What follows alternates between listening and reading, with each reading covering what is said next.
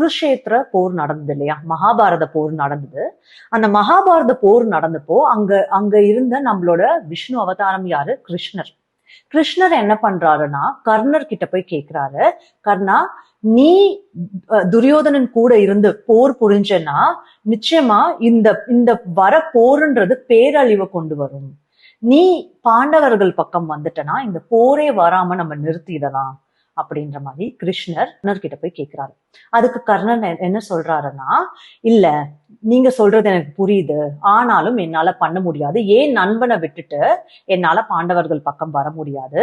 எனக்கு நல்லாவே தெரியும் இந்த போர்ல நான் இறந்துடுவேனும் எனக்கு தெரியும். இந்த போரனால் பேரழிவு வரும்ன்றதும் தெரியும். எதனால எனக்கு தெரியும்னா, சனி ரோஹிணி நட்சத்திரம்க்கு வராரு.